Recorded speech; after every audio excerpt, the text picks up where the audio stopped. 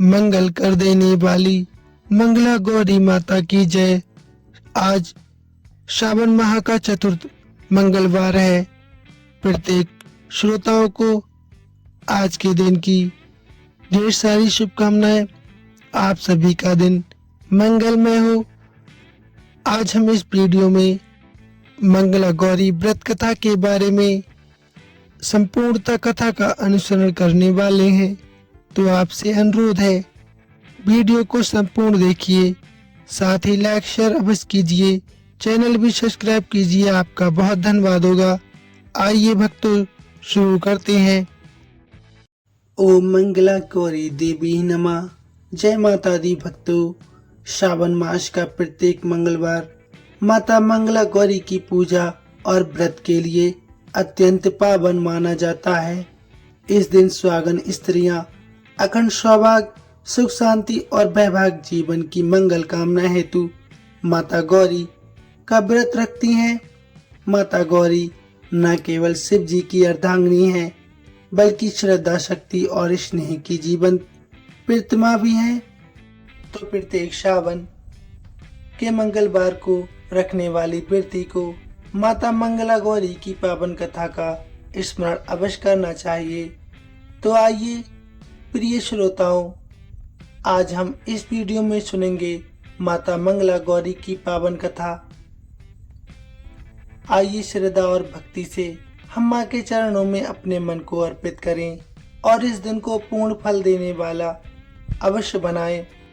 हे शिव बाबांग निवासिनी शक्ति स्वरूपा माता गौरी, आप सौभाग्य की अधिष्ठात्री हैं, सुख समृद्धि की दात्री हैं। जैसे आपने कठिन तप कर शिव जी को प्राप्त किया, वैसे ही हमें अपने जीवन में प्रेम, संयम और संतुलन का वरदान दीजिए। हे मंगला माता, आपके व्रत से जीवन में मंगल ही मंगल होता है। कृपया हमारे समस्त दुख दर्द हर लीजिए और हमें अखंड सौभाग्य, परिवार का सुख और भक्ति का मार्ग प्रदान कर दीजिए। हे माँ, यदि पूजा में कोई त्रुटि, वाणी में कोई अशुद्धि या ध्यान में कोई चूक हो जाए तो कृपया करके हमें क्षमा कर दीजिए। आपकी करुणा और आपकी कृपा से ही हमारा सबसे बड़ा बल है। सभी प्रेम से बोलिए, माता मंगला गौरी की जय, शिव शक्ति की जय। मंगला गौरी व्रत की पौराणिक कथा के अनुसार एक बार की बात है, एक छोटे से गांव में एक साहूकार अपनी पत्नी के साथ रहा करता था। साहूकार बहुत धनवान था। उसके घर में धन या सुख समृद्धि की कोई भी कमी नहीं थी, लेकिन फिर भी वह, उसकी पत्नी संतान न होने के कारण बहुत दुखी रहा करती थी। संतान की कमी उन्हें हमेशा कचोटती रहती थी। एक दिन की बात है, उस साहूकार के घर में एक साधु महात्मा आए। साहूकार ने उनका खूब आदर सत्कार किया और उन्हें अपनी समस्या, अपने दुख के बारे में भी बताया। साधु महात्मा ने साहूकार की पत्नी को सावन महीने में मंगलवार को किए जाने वाले मंगला गौरी व्रत करने की सलाह दी। साथ में पूजा विधि के बारे में भी संपूर्ण जानकारी दी। इसके बाद साहूकार की पत्नी ने सावन के महीने के पहले मंगलवार से ही मंगला गौरी का व्रत और पूजन करना शुरू कर दिया। अब वह हर मंगलवार को विधि पूर्वक व्रत और पूजा पाठ करने लगी। इस प्रकार कई महीने तक उसने ये व्रत किया।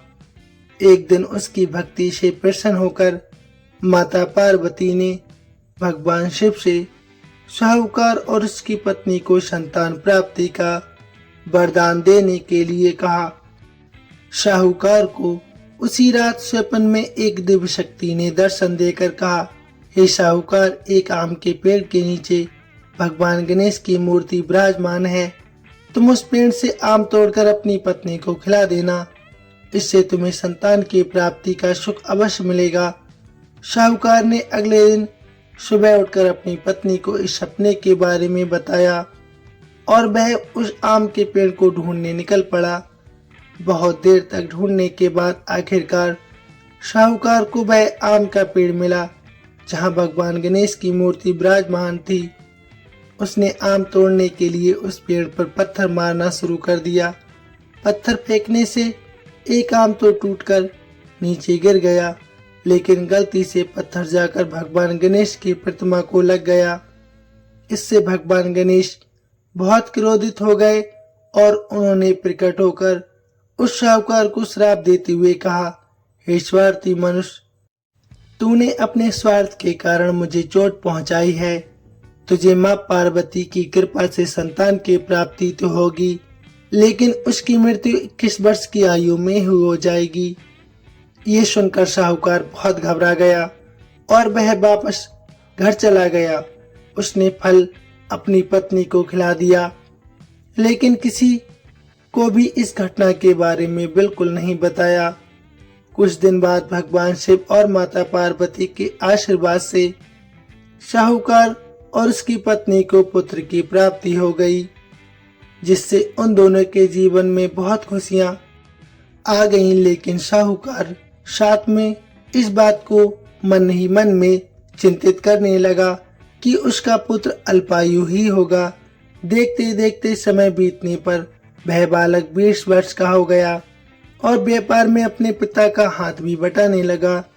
एक दिन घर लौटते समय साहूकार पेड़ की छांव में तालाब किनारे बैठकर अपने पुत्र के साथ भोजन करने लगा।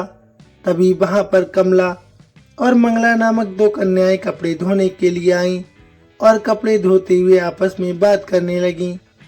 कमला ने मंगला से कहा कि बहन, मैंने इस सावन मास में प्रत्येक मंगलवार को मंगला गौरी व्रत रखने का निश्चय किया है। तुम भी माता पार्वती को समर्पित ये व्रत अवश्य करना। इससे माता पार्वती प्रसन्न होती हैं और उनकी कृपा दृष्टि भी अपने भक्तों पर बनी रहती है। इस व्रत को करने से मनोवांछित वर और अखंड सौभाग्य की प्राप्ति भी होती है। कमला की बात सुनकर मंगला भी इस व्रत को करने के लिए तैयार हो गई। दूसरी ओर साहूकार ने उन दोनों कन्याओं के बीच जब ये बात को पूरा सुन लिया और अपने मन में ये सोचने लगा, क्यों न कन्या मंगला गौरी व्रत करती है, इससे इसे अखंड सौभाग्य की प्राप्ति होती है। तब तो ये मेरे पुत्र के लिए योग्य वधू साबित होगी। ऐसा सोचकर वह दोनों के विवाह का प्रस्ताव कन्या के पिता के पास लेकर गया। साहूकार के गांव में प्रतिष्ठा और मान होने के कारण कमला के पिता अपनी पुत्री का विवाह साहूकार के लड़के से करवा देते हैं। विवाह के बाद भी कमला विधि पूर्वक मंगला गौरी का व्रत रखना जारी रखती है। उसके बाद इस भक्ति भाव से प्रसन्न होकर एक दिन माता पार्वती उसे स्वप्न में दर्शन देती हैं और कहती हैं, बेटी, मैं तुम्हारी भक्ति से अत्यंत प्रसन्न हूँ, इसलिए तुम्हें अखंड सौभाग्य का वरदान भी देती हूँ। लेकिन तुम्हारा पति अल्पायु है, इसलिए अगले महीने मंगलवार के दिन एक सांप तुम्हारे पति के प्राण लेने आएगा। तुम उसके लिए एक प्याले में मीठा दूध रख देना और इसके पास एक खाली मटका भी रख देना। सांप दूध पीकर उस मटके में चला जाएगा, तब तुम उस मटके को ऊपर से कपड़े से ढक देना। अगले मंगलवार को कमला ने माता पार्वती की बात मानकर एक प्याले में मीठा दूध रख दिया और पास में एक मटकी भी रख दी। सांप ने आकर दूध पिया और मटके में जाकर बैठ गया। कमला ने उस मटके पर कपड़ा बांधकर उसे जंगल में रख दिया। माता पार्वती की कृपा से कमला के पति के प्राण बच गए। इस प्रकार मंगला गौरी व्रत के पुण्य फल से साहूकार का वह पुत्र श्राप मुक्त हो गया।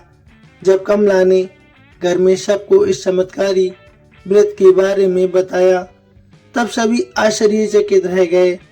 उसके बाद साहूकार और उसकी पत्नी ने अपने पुत्र और पुत्र वधू को आशीर्वाद दिया और फिर पूरा परिवार सुख पूर्वक जीवन बिताने लगा।